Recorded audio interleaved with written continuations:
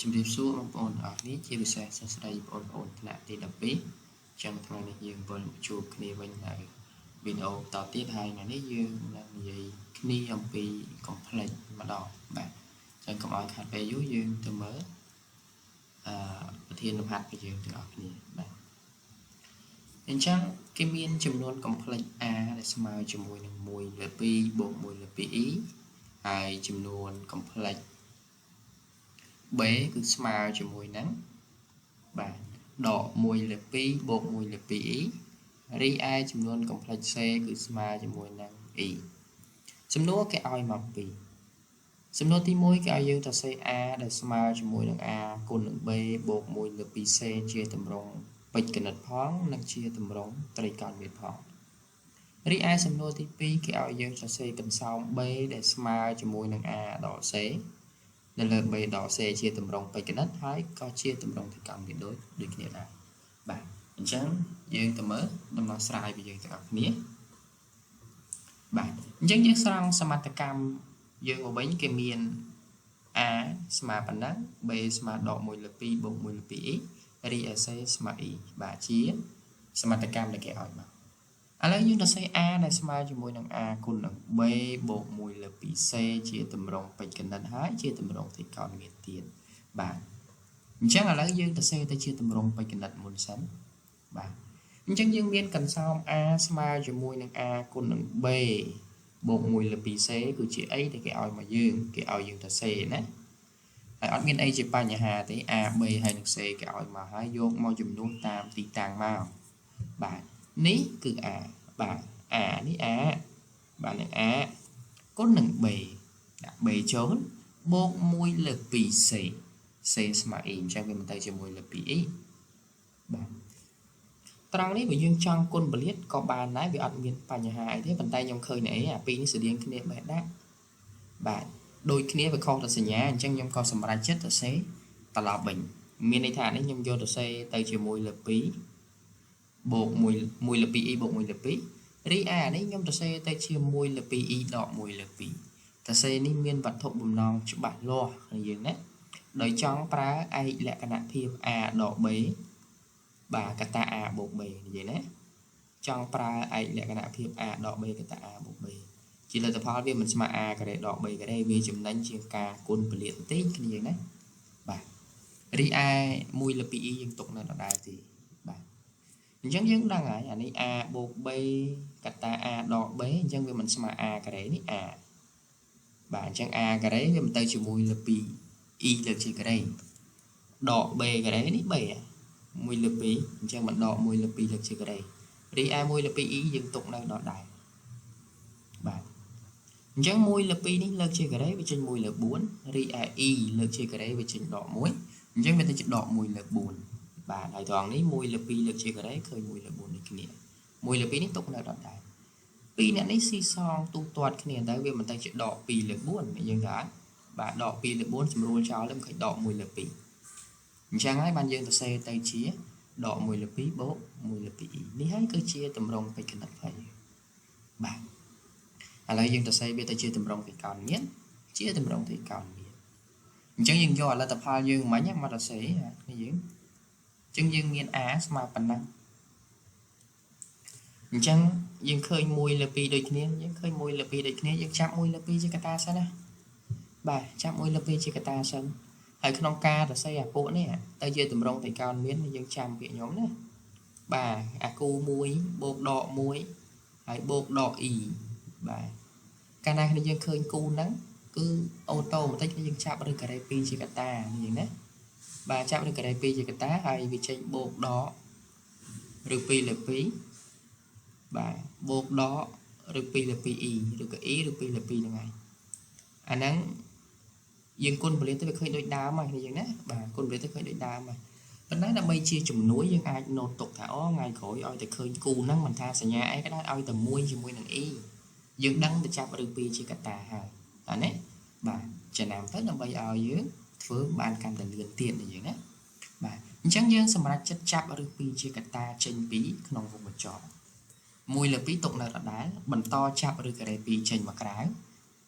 យើងបញ្ចូលឬ2លើ2ចូលណានេះ បាទយើងគុណបញ្ចូលទៅឬ2គុណនឹងឬ2វាមិនចេញ2 2សម្រួល2ចេញ1វិញដូចដែរបាទអានេះយើងគុណមកយើងវាទៅជាឬ2លើ2បាទ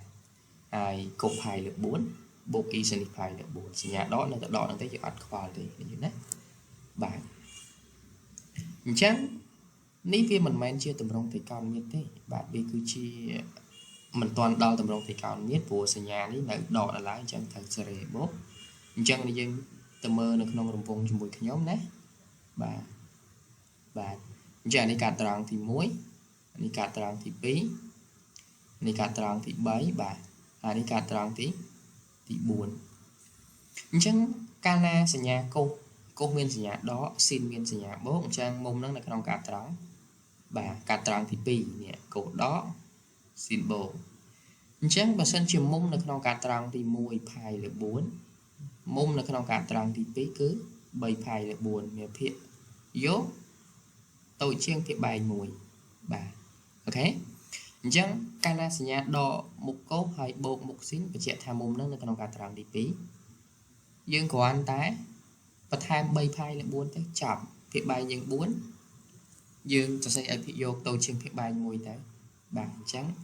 យើងក៏ទទួលបានឬ2លើ2កុស3ផាយលើ4បូក e សនិ3ផាយលើ4កាលណាយើងបដូរហើយសញ្ញាទៅបូកឲ្យយើងណាបាទអញ្ចឹងដូចនេះកន្សោម a របស់យើងជាទម្រង់ត្រីកោណមាត្រគឺឃើញប៉ុណ្ណឹងបាទអញ្ចឹងសំណួរទី1ក៏ឈានមកដល់ទីបញ្ចប់យើងបន្តទៅសំណួរទី2បាទទី2គឺគេឲ្យសរសេរ b ដែលស្មើជាមួយនឹង a ដក c នៅលើ b បូកដក c ជាទម្រង់បច្ចុប្បន្នផងនិងជាទម្រង់ត្រីកោណមាត្រផងឥឡូវជាទម្រង់បច្ចុប្បន្នបាទអញ្ចឹងយើងមាន a ដក c មានន័យថាខ្ញុំយក a ដក c មកគណនាឲ្យខ្លីសិនបាទអានេះ a គេឲ្យមកហើយអានេះ c បាទអញ្ចឹងយើង a ជីសងគ្នាទៅ1លើ2នៅដដែលហើយ1លើ 2e ដក e វាមិនចេញវាមិនចេញដក1លើ 2e តើអត់យើងបាទហើយយើងអាចដាក់ភាគបែងរួមគ្នាបានបាទដាក់ភាគបែងនេះក្នុងបំណងទីទៀតនៃយើងណាយើងនឹងដឹងថាមិនបានយើងដាក់ភាគបែងរួមបាទដូចគ្នាចំពោះ b ដក c នេះគឺ b ដែលគេឲ្យមកបាទហើយយើងស៊ីសងទៅដក1លើ2នៅដដែលហើយ1លើ 2e ដក e វាចេញដក1លើ 2e បាទហើយយើងដាក់ភាគបែងរួមដូចគ្នាអញ្ចឹង a ដក c និង b ដក c យើងបានសរសេរវាឲ្យខ្លីហើយអញ្ចឹងយើងក៏ជំនួសចូលក្នុងកន្សោម b បាទ b យើងគឺស្មើ a ដក c នេះគឺ a ដក c ហ្នឹងយើងនៅលើ b ដក c បាទអញ្ចឹងឃើញភាគបែង2ដូចគ្នាយើងសម្រួលចោលទៅបាទអញ្ចឹងវាមិនសល់1ដក e នៅលើដក1ដក e អានេះយើងចង់គុណជាមួយនឹងចំនួន complex ឆ្លាហើយក៏បានប៉ុន្តែខ្ញុំអត់ទាន់គុណទេខ្ញុំទាញសញ្ញាដកនៅក្នុងភាគបែងសិនបាទអញ្ចឹងវាចេញ1បូក e បាទអញ្ចឹងយើងត្រូវគុណជាមួយនឹងចំនួន complex ឆ្លាប្រភេទបែងបាទអញ្ចឹងសញ្ញាដកនេះយើងកំពុងយើងរុញមកលើមកនេះសញ្ញាដកហ្នឹងបាទហើយភាគបែងសល់1បូក e គុណនឹង complex ឆ្លារបស់វាគឺ1ដក e អញ្ចឹងខាងលើក៏យើងត្រូវគុណនឹង1ដក e ដែរអញ្ចឹងខាងក្រោមវាចូលរូបមន្ត a ការ៉េដក b ការ៉េបាទ a ការ៉េដក b ការ៉េអញ្ចឹងវាមិនចេញ1ការ៉េដក e ការ៉េរីឯខាងលើដដែលគុណដដែលវាមិនចេញដដែលការ៉េអញ្ចឹងវាមិនចេញ1ដក e លើកជាការ៉េតាមនេះហើយយើងពលាតយកតែម្ដងបាទអញ្ចឹងសញ្ញាដកនៅដដែលអញ្ចឹងវាចេញ a ការ៉េដកពីដង ab បូក b ការ៉េរីឯខាងក្រោមចេញ a ការ៉េដក b ការ៉េបាទយើងមើលបាទ e ការ៉េស្មើដក1ស៊ីសងមកនេះអត់មិនចឹងអានេះមិនសល់ដកអានេះសល់ដក 2e